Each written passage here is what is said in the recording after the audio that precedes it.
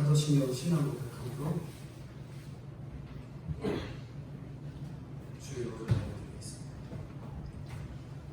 전능하사 천지를 만드신 하나님 아버지를 내가 믿사오며 그 외아들 우리 주 예수 그리스도를 믿사오니 이는 성령으로 잉태하사 동정녀 마리아에게 나시고 본디오 빌라도에게 고난을 받으사 십자가에 못 박혀 죽으시고 장사한 사흘 만에 죽은 자 가운데서 다시 살아나시며 하늘에 오르사 전능하신 하나님 우편에 앉아 계시다가 저리로서 산자와 죽은 자를 심판하러 오시리라. 성령을 믿사오며 거룩한 공예와 성도가 서로 교통하는 것과 죄를 사하여 주시는 것과 몸이 다시 사는 것과 영원히 사는 것을 믿사옵나이다. 아멘.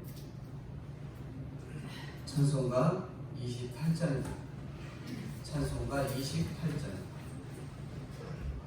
사랑하시고 오늘 오신 아버지 하나님을 감사합니다. 지난 주 동안에도 세상과 더불어 살 때 아버지 하나님과 함께 할 수 있게 하여 주시니 감사를 드립니다. 아버지 하나님이시여 지금 온 세상이 코로나19로 너무나 혼란 속에 있사오나 아버지 하나님이시여 저희들은 굳건한 믿음 안에 하나님과 동행하며 날마다 주님을 찾고 찾음으로써 아버지 하나님 앞에 영광 돌릴 수 있게 하여 주시니 감사합니다. 아버지 하나님이시여 우리 동심교회를 위하여 죽어져가는 영혼들을 위하여 기도하고 있사오니 아버지 하나님이시여 세세의 공터로 내 주민이 되라고 하신 아버지 땅끝까지 주민이 되라고 하시지만 저희를 아버지 하나님이시여 기도하지 못하고 아버지 구원하지 못한 저희 죄를 용서해 주시고 언제나 주님과 더불어 사랑하며 하나님의 말씀을 묵상하고 그 말씀대로 순종하며 죽어져가는 영혼을 보낼 수 있는 저희 믿음이 되게 도와주시옵소서. 이 시대가 너무나 어렵고 험난하구나. 아버지 하나님이시여 모든 세상 사람들이 예수님을 비방하고 믿는 자를 비방하고 있습니다. 아버지 하나님이시여 그럴 때일수록 저희들은 깨어 기도해야 되겠지만 아버지 깨어 기도하지 못하고 아버지 하나님이시여 하나님을 아버지 세상과 더불어 살 때가 너무나 많사오니 아버지여 불쌍히 여겨주시고 아버지 때를 따라 비를 내려주시고 모든 곡식과 아버지 자연 만물을 아버지 하나님이시여 내려주신 아버지 하나님 이 시대에 정말로 코로나로 인해서 아버지 우리 대한민국의 온 교회가 일어나 아버지 앞에 열심을 품고 주를 섬기며 하나님의 말씀을 따라 순종하고 아버지 하나님이시여 예수 그리스도를 통하여서 이 악한 질병이 하루빨리 물러날 수 있도록 아버지 하나님께 하여 주시옵소서. 저희들의 기도만이 아버지 저희가 살 기도오니 아버지 하나님께서 저희들에게 기도의 영을 열어주시고 성령으로 함께 하여 주셔서 죽어져가는 아버지 모든 영혼들 코로나로 힘쓰고 애쓰는 아버지 의료진들에게도 함께 하여 주시고 아버지 하나님 수고하는 그 성도들에게 축복하여 주셔서 한 사람 한 사람 빨리 회차할 수 있는 능력을 허락하여 주시옵소서. 사랑하시고 그러신 아버지 우리 동심교회 아버지 하나님께서 지켜주시고 아버지 하나님이시 함께하여 주시니 아버지 하나님이시 못하라는 걸 믿습니다. 아버지 하나님이시 우리 목사님에게도 은혜를 내주셔서 정말로 아버지 하나님 저희들을 푸른 초장 잔잔한 신목가로 인도하는데 조금 더 부족함이 없도록 역사하여 주시옵소서. 아버지 하나님이시 지금 주일학교 예배를 아버지 교회에서 드리지 못하고 있습니다. 하루빨리 아버지 하나님이시 코로나로 해방되어 이곳에 와서 어린아이들이 웃고 떠들며 하나님 앞에 예배드릴 수 있는 귀한 시간을 허락하여 주시옵소서. 그러므로 저희들이 엎드려 빌고 아버지 앞에 깨어 기도할 수 있는 귀한 기도가 되게 도와주시고 지금은 처음 시간입니다. 아버지 하나님이시여 나오지 못한 우리 형제 자매님들 기억하여 주시옵소서. 그곳에서도 하나님 앞에 예배드릴 수 있게 하여 주시고 하나님의 말씀을 묵상하며 지낼 수 있는 성도님들이 다 되게 도와주셔서 하루빨리 교회에 나와서 함께 예배하며 인사 나눌 수 있는 귀한 시간을 허락하여 주시옵소서. 지금은 처음 시간입니다. 마치는 시간까지 우리 주님께서 홀라영광 거두시고 저희들은 은혜 받는 한 시간이 되게 도와주시옵소서. 이 모든 말씀을 날 보내신 예수님의 이름으로 기도드리옵나이다. 아멘. 성경 말씀 보겠습니다. 성경 말씀은 마태복음 18장입니다. 마태복음 18장 1절부터 14절까지 말씀입니다. 마태복음 18장 1절부터 14절까지 제가 봉독해드리고 마지막 14절만 합독으로 보겠습니다. 마태복음 18장 1절 제가 봉독해드립니다. 그때 제자들이 예수께 나와 이르되 천국에서는 누가 크니까? 예수께서 한 어린아이 불러 그들 가운데 세우시고 이르시되 진실로 너희에게 이르노니 너희가 돌이켜 어린아이들과 같이 되지 아니하면 결단코 천국에 들어가지 못하리라. 그러므로 누구든지 이 어린아이와 같이 자기를 낮추는 사람이 천국에서 큰 자니라. 또 누구든지 내 이름으로 이런 어린아이 하나를 영접하면 곧 나를 영접함이니 누구든지 나를 믿는 이 작은 자 중에 하나를 실족하게 하면 차라리 연자맷돌이 그 목에 달려서 깊은 바다에 빠뜨려지는 것이 나으니라. 실족하게 하는 일들이 있음으로 말미암아 세상에 화가 있도다. 실족하게 하는 일이 없을 수는 없으나 실족하게 하는 그 사람에게는 화가 있도다. 만일 내 손이나 내 발이 너를 범죄하게 하거든 찍어내버리라. 장애인이나 다리 저는 자로 영생에 들어가는 것이 두 손과 두 발을 가지고 영원한 물에 던져지는 것보다 나으니라.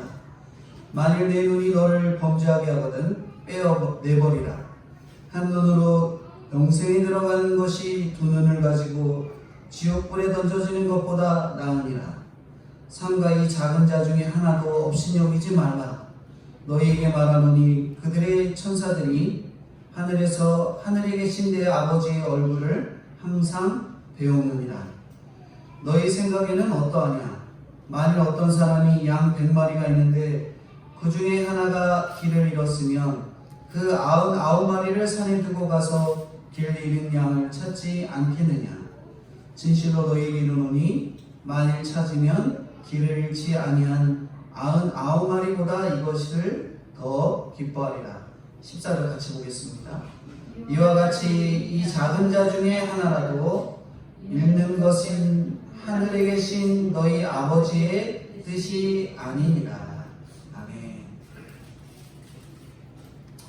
오늘 마태복음 18장 1절부터 14절까지 천국에서 큰 자에 대해서 본문을 살펴보려고 합니다.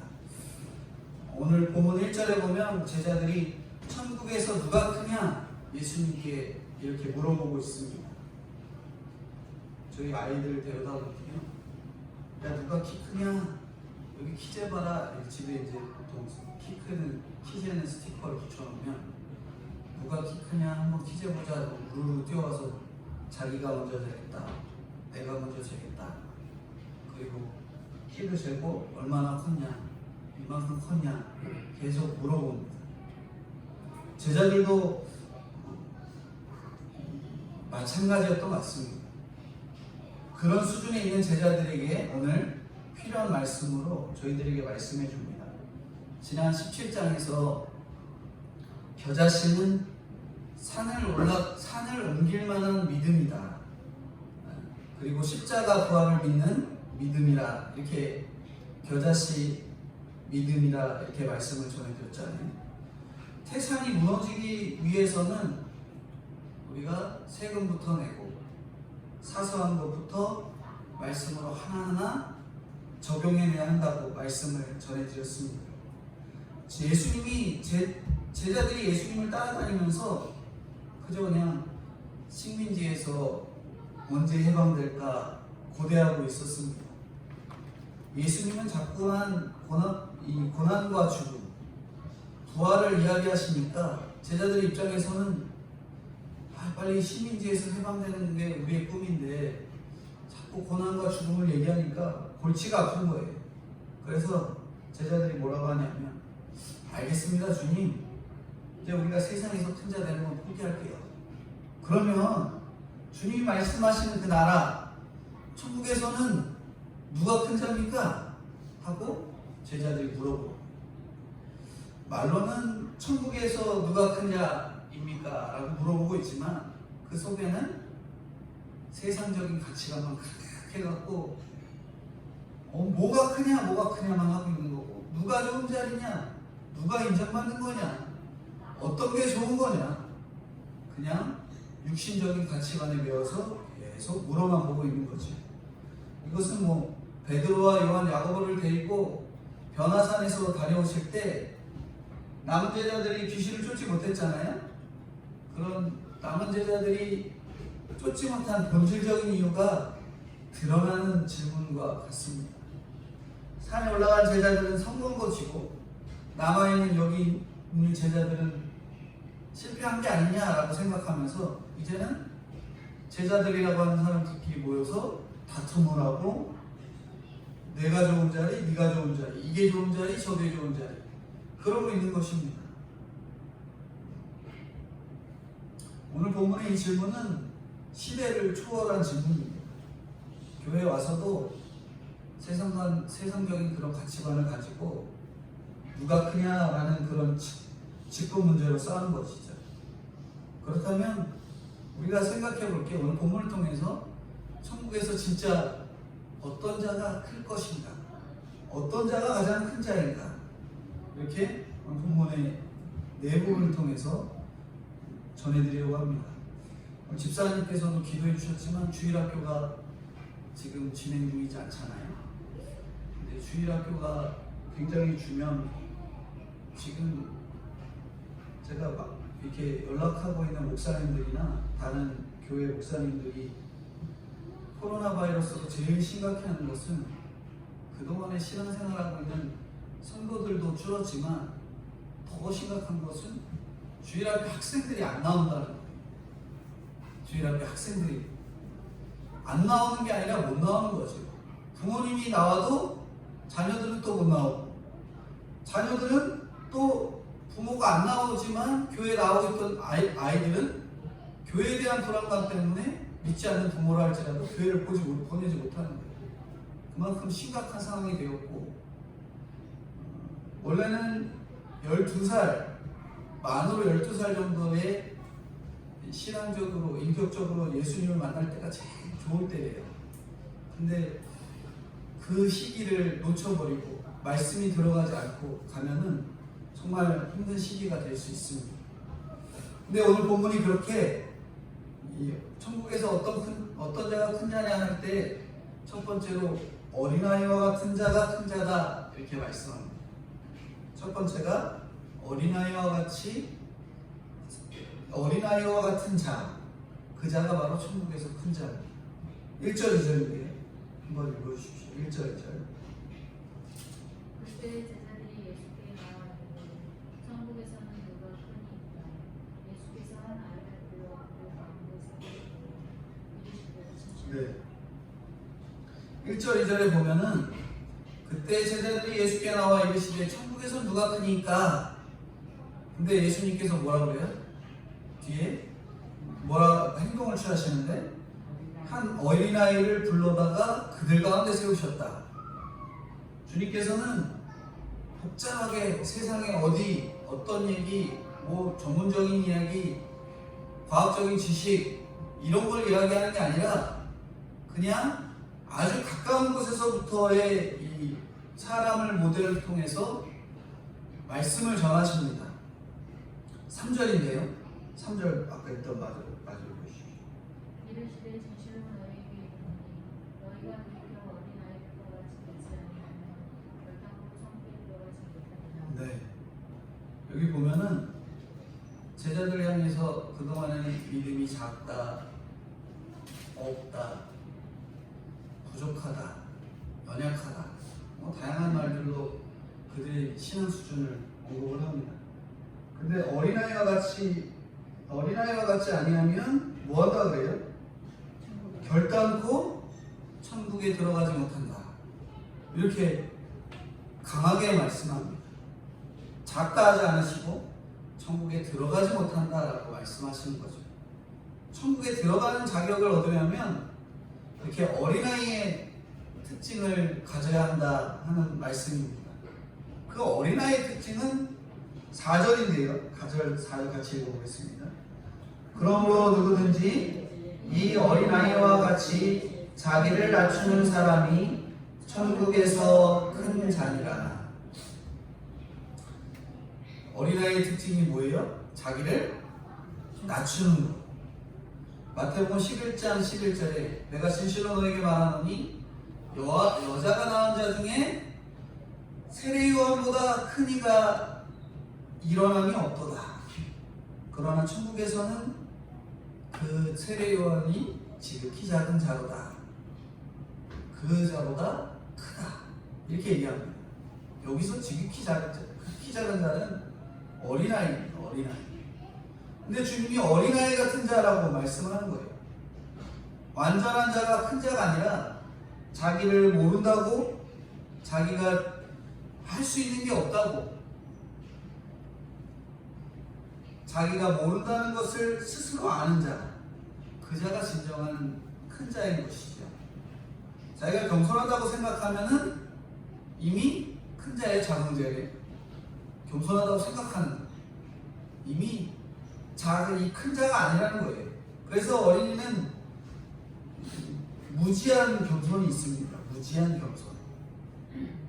무지한 겸손이지. 잘하고 배워서 알 것 다 알면서 겸손할 수 있는 거는 별로 없어요. 그래서 인간으로서 이미 알고 있는 거에 대한 지식을 가지고 겸손할 수가 참 없는 거죠. 그래서 우리는 조금만 알면 교만을 떨잖아요. 저도 조금만 알면은 막 교만을 떨고 이야기를 합니다. 어린이는 아무것도 모르지만 큰 죄를 짓지 않아요. 근데 어른은 뭐예요? 다 알면서도 큰 죄를 짓지요. 오히려 도덕과 율비와 법을 배운 어른들이 더 큰 죄를 짓습니다. 알수록 큰 죄를 짓는 것이 바로 죄인된 인생의 모습이지요. 알면 알수록 그렇게 겸손해질 수가 없기 때문에, 어렵기 때문에 하나님은 특별히 사랑하셔서 다윗을 그 알맞은 고난과 겸손의 환경을 그들에게 허락하셨던 거예요. 다윗이 청소년 때 기름을 부음 받았잖아요. 제사장에게 청소년 때 네가 왕이 될 사람이다 하면서 기름 부음을 받았어요.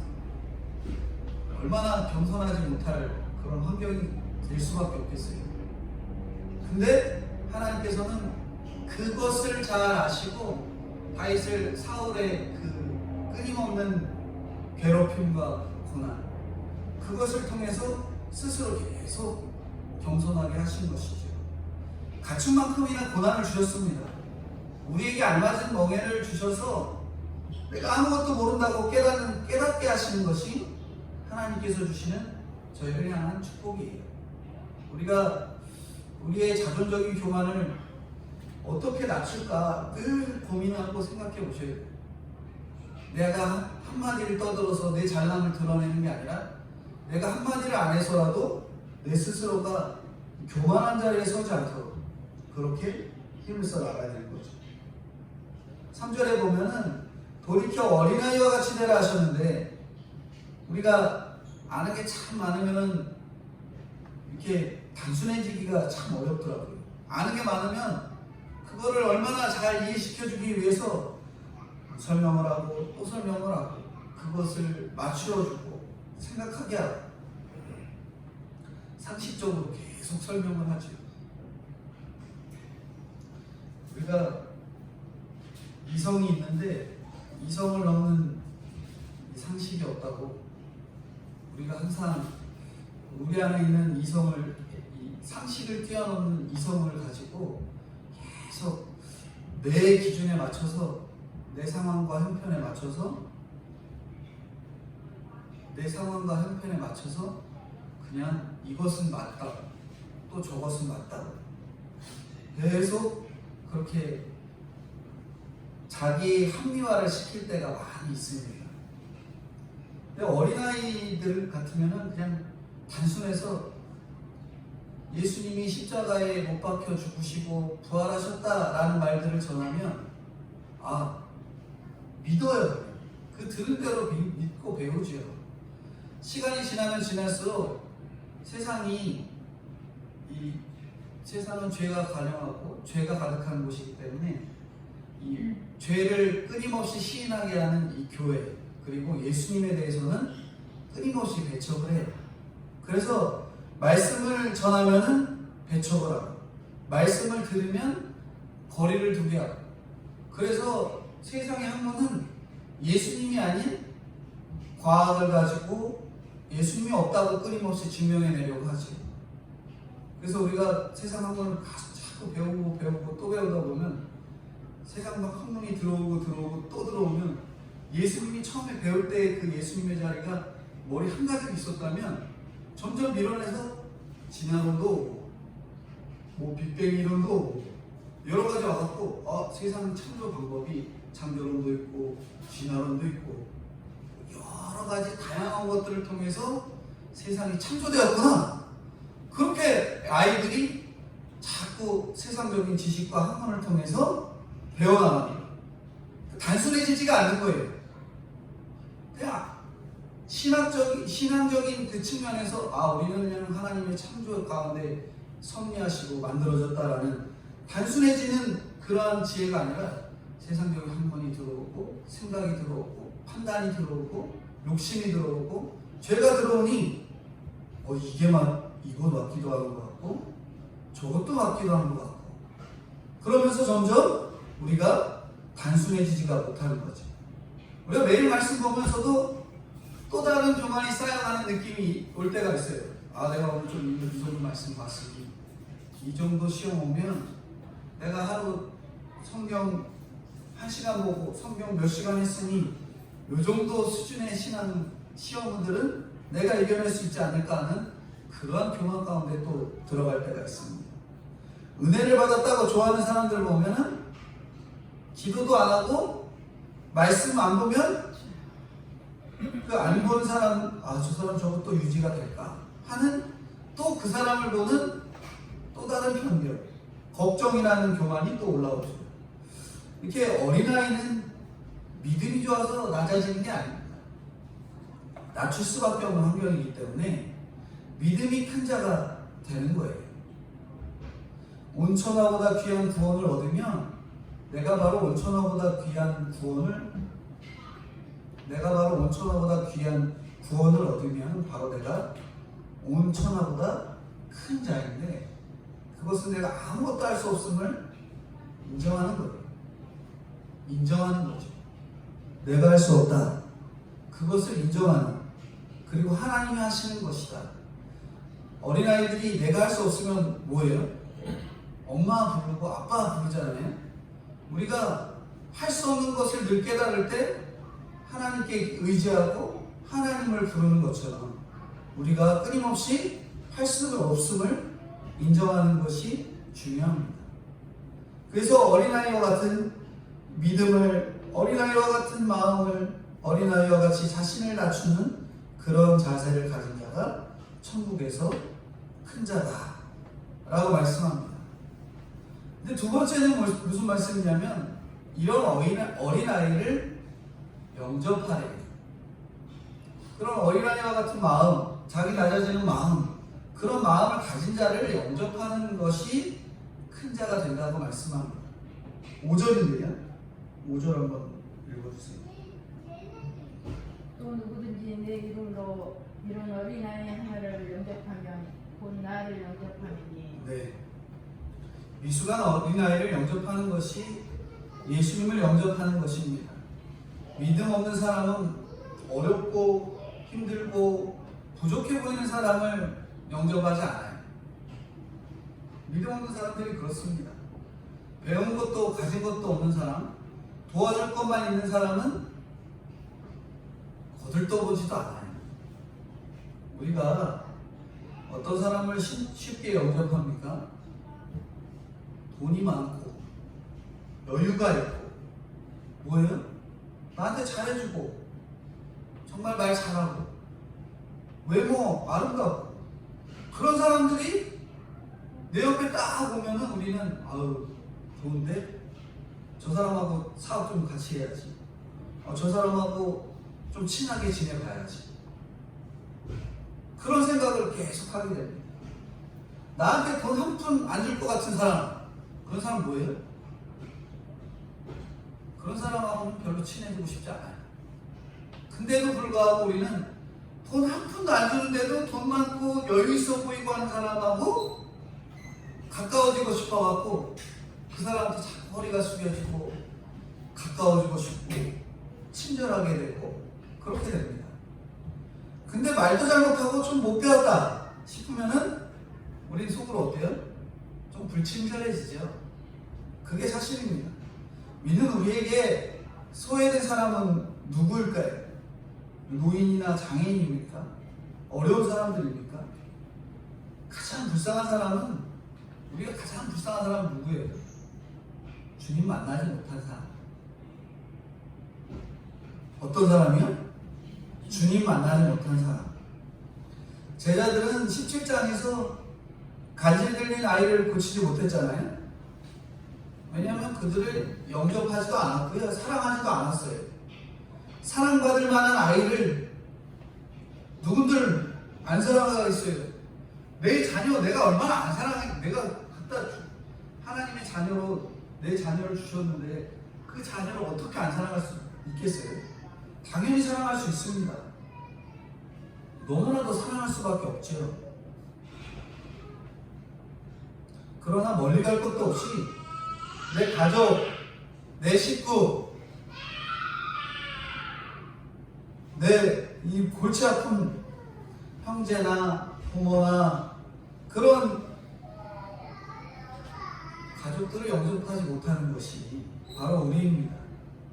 뭐 조금 부족하고 맨날 뭐 해도 뭐 하지 못하는 그런 식구들 보면서 우리는 맨날 좀 못 배워서 그래, 좀 부족해서 그래, 돈 없어서 그래, 부족해서 그래.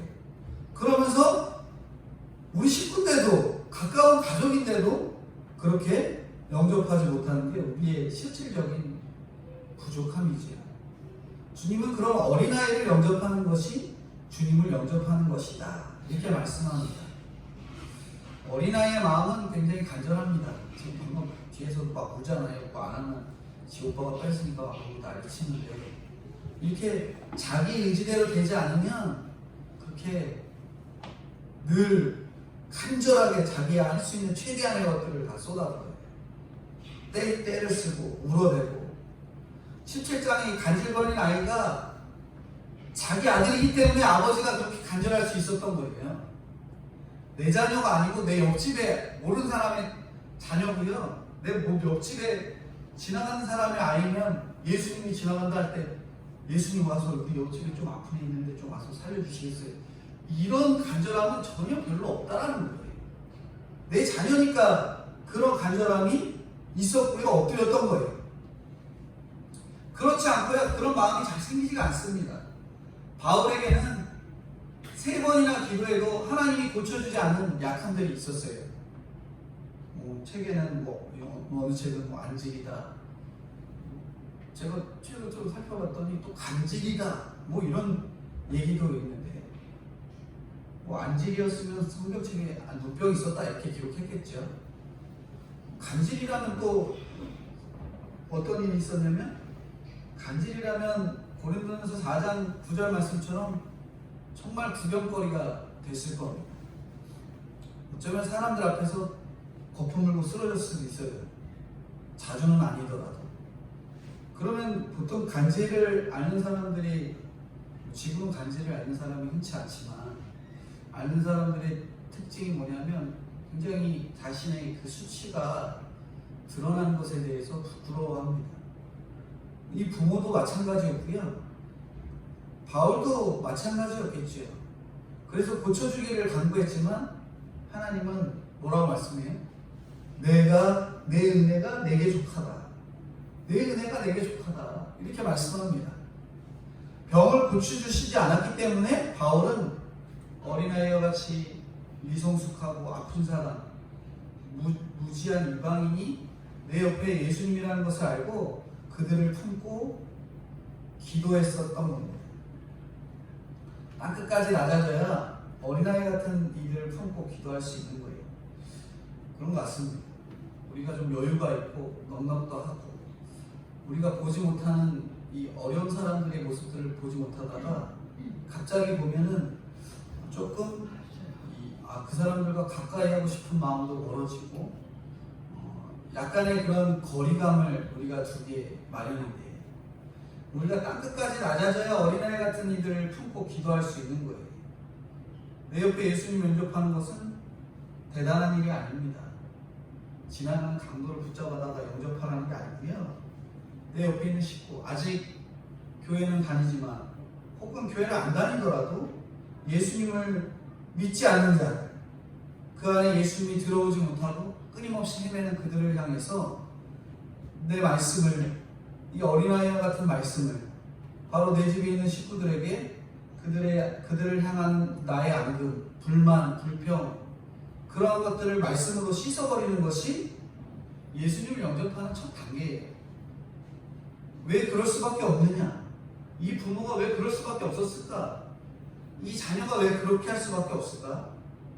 내 식구들이 왜 이렇게 할 수밖에 없을까를 끊임없이 기도하면서 살피고 위로하고 말씀으로 씻어내는 노력을 해낼 때 그들이 바로 예수님을 영접하게 되는 귀한 은혜들이 있는 줄 아시고 우리가 어린아이들에게 복음을 전하듯이 아직 믿지 않는 이들에게 복음이 영접되도록 끊임없이 복음을 전하고 기도하고 위로하고 말씀으로 권면하시는 저희들이 되어야 되겠습니다. 세 번째, 천국에서 큰 자는 소자를 실족하지 않게 하는 자. 이 소자를 실족하지 않게 하는 자. 6절인데요. 6절 한번 다른 분이 보시죠. 누구든지 나를 믿는 이 작은 자 중에 하나를 실족하게 하며 차라리 연자 메뚜기 그 목에 달려서 깊은 바다에 빠뜨려지는 것이 나으리라. 네. 나귀의 힘으로 돌리는 이런 커다란 연자 맷돌을 바다에 달고 떨어지면은 우리가 살 수 있을까요? 없을까요? 가라앉아서 그 속에서 숨막혀 죽겠죠. 실족이 하면 그냥 지옥에 가는 것입니다. 7절인데 실족해 하는 사람과 실족하는 사람 중에 누가 더 영향을 미칠까? 실족해 하는 사람과 실족하는 사람 중에 누가 더 영향력을 미칠까요?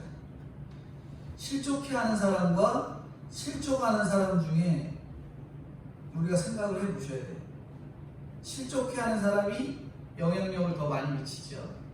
실족하는 사람은 혼자서 뚱 해갖고 그냥 어디에 앉아갖고 내가 이게 죽어야 되나 말아야 되나 내가 이렇게 힘들어야 돼. 내가 직장에 갔더니 나보다 젊은 놈이 그냥 맨날 나한테 뭐라고 시끄럽게 소리 지르고 뭐 학교에 갔더니 선생님이 나름대로 열심히 공부하고 있는데 너는 왜 공부를 하는데도 머리가 돌머리냐 그러면서 막 힘들게 하고 고통스럽게 하는 그 상황에서 내가 실족하는 자면 그냥 그 자리에서 내가 왜 이러지? 내가 왜 부족하지? 왜 연약하지? 내가 왜 살아야 되나? 막 이렇게 고민하고 있다면 실족해하는 사람들은 어때요?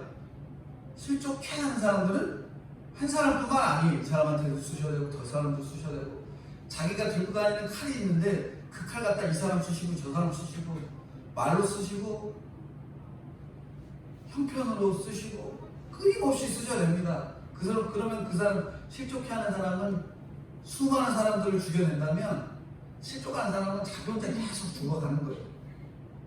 그러니까 우리가 누가 더 영향력이 있다면 실족해하는 사람이 좀 더 영향이 크지요. 그 중에서도 실족해하는 사람은 누구일까 생각해 보셔야 돼요. 오늘날 영향력을 굉장히 많이 미친 사람들이 다양한 사람들이 있지만 교회에서는 뭐 목회자가 될 수도 있겠고 옛날 이야기인데요. 2006년도쯤에 미국에서 엄청 유명한 신부 2명이 일반 언론 뉴스에 완전히 공개가 돼요. 자기가 만나는 신부들인데 40년 동안 신부 역할을 하면서 신부를 하고 있었죠. 신부를 하면서 천주교 신부죠. 신부를 하면서 수많은 여자를 만나고 그리고 교회 이 성당의 헌금을 착복하고 그것들이 언론에 나왔고요. 마지막에는 그 돈들 가지고 뭐 했냐면 도박에 탕진하고 그래서 사람들이 그 언론에 딱 공개되면서 사람들이 완전히 놀라고 경악을 금치 못한 거예요. 근데 생각해 보시면 천주교 신부들만 그럴까요? 개신교 안 그럴 사람 안 그렇다고 말할 수가 없습니다. 하나님께서 드러나게 하셨어요. 근데 이 사람이 감옥에 들어가서 40만 달러를 내면 보석을 내고 나올 수 있대요. 근데 이 사람이 한 행동이 뭐였냐면 자기가 부끄럽다고 자기가 죄는 지은 죄 인정하고 돈 안 내고 그냥 감옥살이 했다고 하더라고요. 회개할 기회가 되어서 우리가 감사할 줄 알아야 돼요. 뭐가 기회가 되면 감사하면 회개할 기회가 있으면 감사하셔야 돼요. 내가 가갖고 잘못했습니다 라고 말할 수 있는 기회가 있을 때 그때가 제일 감사한 줄 아셔야 돼요. 가갖고 잘못했습니다 라는 말도 못할 상황이 일어날 수도 있습니다. 그렇기 때문에 우리가 실족해하는 사람들이 얼마나 위험한 사람들인지 잘 아셔야 돼요. 오늘날 제가 이제 뭐 옛날 얘기했지만 오늘날 목회자들도 얼마나 다른 사람을 실족해하는지 뉴스 볼 때마다 저도 깜짝깜짝 놀래요. 막 핸드폰으로 몰카 찍고 뭐 가다가 성추행하고 근데 그 사람들이 목회자들이에요. 참 부끄럽고 더 낮아지고 겸손해지게 하는 그러한 사건들이 일어나지. 누구나에게 일어날 수 있고 누구나 할 수 있는 일이지만 실족해하는 자가 제일 위험한 거예요. 그러니까 저도 목회자지만 목회자로서 조금 드러내지 말고 실족해하지 않도록 늘 조심해야 되는 거예요. 그래서 이병규 목사님이 목회자들한테 항상 품행을 이야기하면서 하셨던 말씀이 뭐냐면 목회자는 다른 사람 실족해하지 말아야 되니까 항상 옷도 화려하게 입지 말고 너무 거지같이도 입지 말고 그래서 저는 기억나는 말씀이 항상 이병규 목사님이 중슬슬하게 입어라. 중슬슬 중간만치 입고 다녀라. 너무 거지처럼 입고 다니지 말고 너무 후하게 티나게 입고 다니지 말고 그렇게 하고 다니라는 그 말씀이 떠오르더라고요. 오늘날 목회자든 성도든 다른 사람을 실족해 하지 않도록 그러한 자리에 서는 저희들이 되어야 될 것입니다. 8절 9절인데 8절 9절 한번 읽어주십시오. 만일 내 손이나 내 다리에 너를 범죄하게 하거든 이거는 버리라.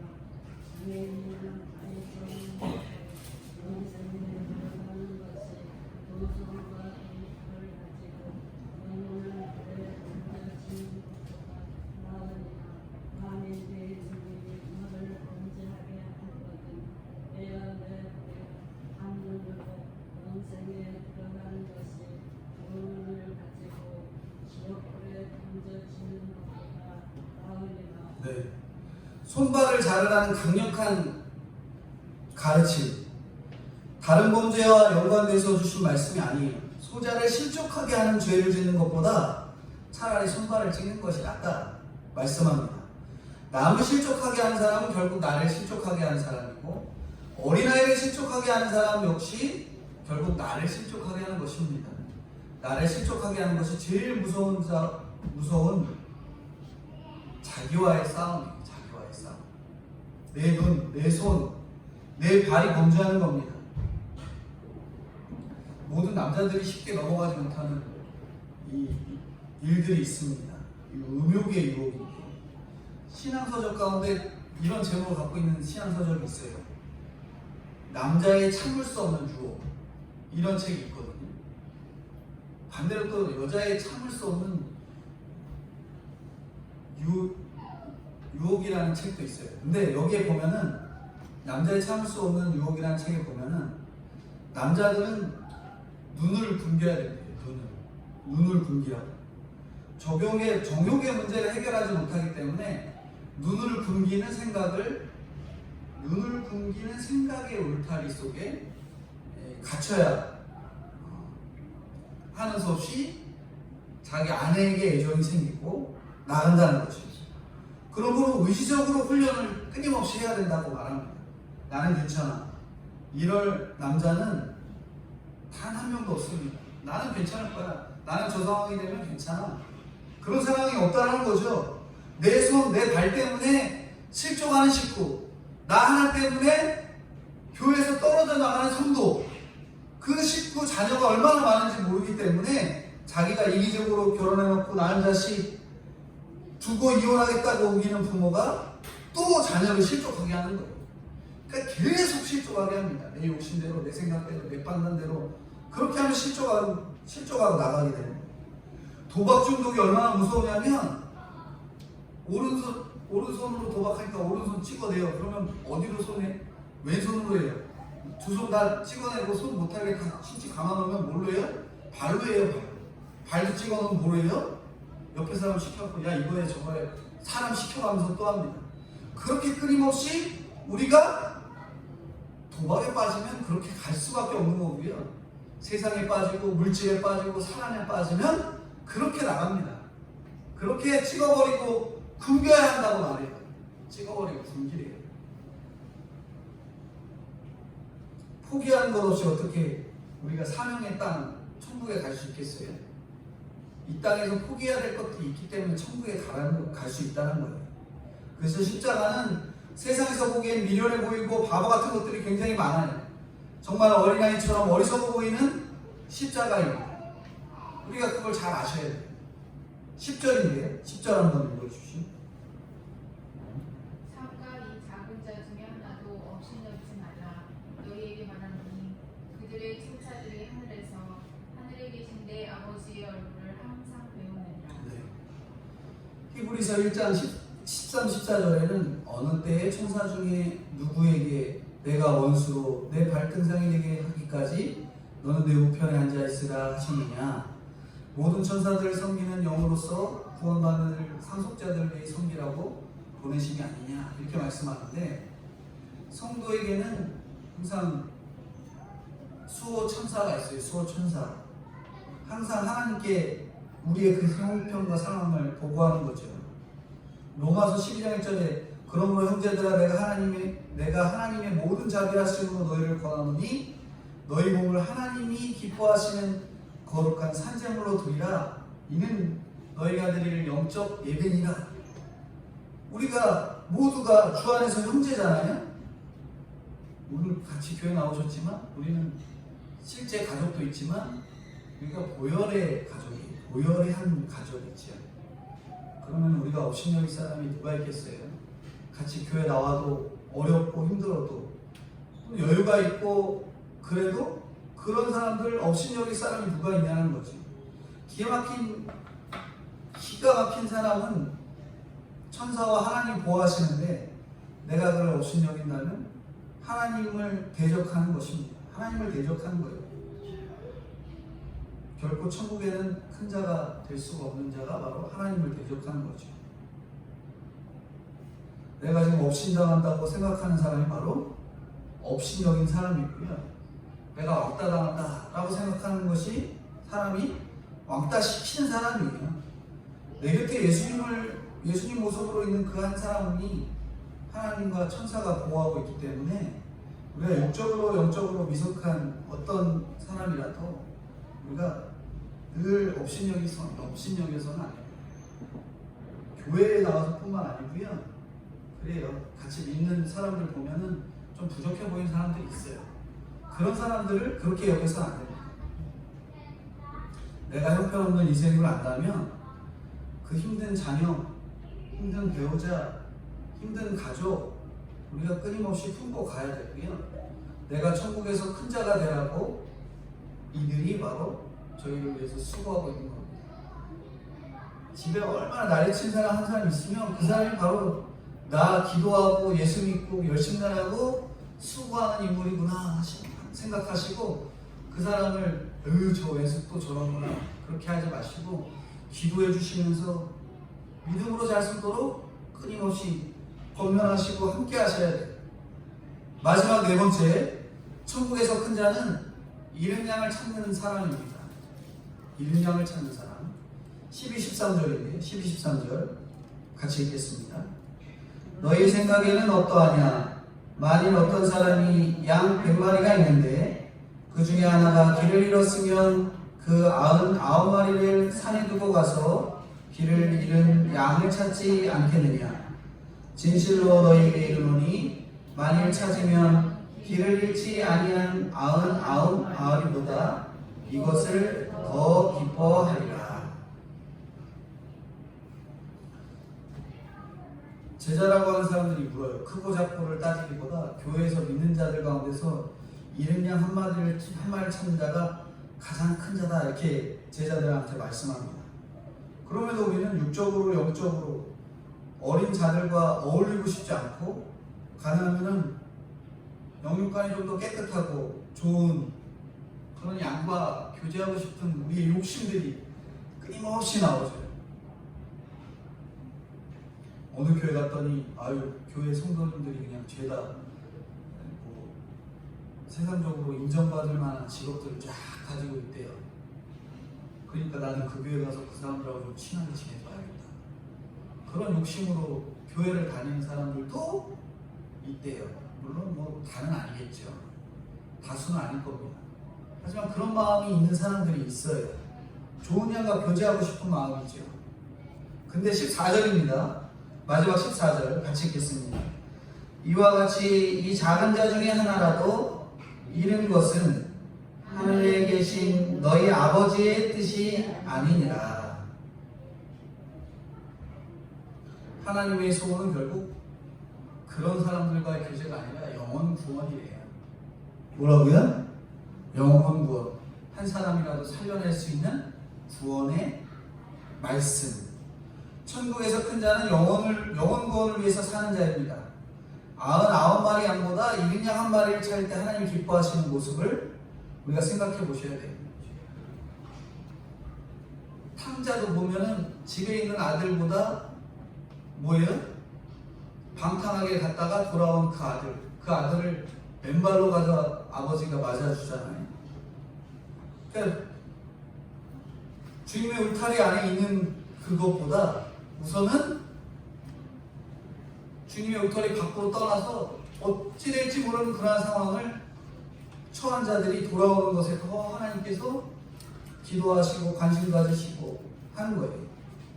기도하고 관심 갖고 교회 데려오고 기회 있을 때마다 전도하고 또 기다리는 것이 바로 잃은 양을 찾는 일이에요.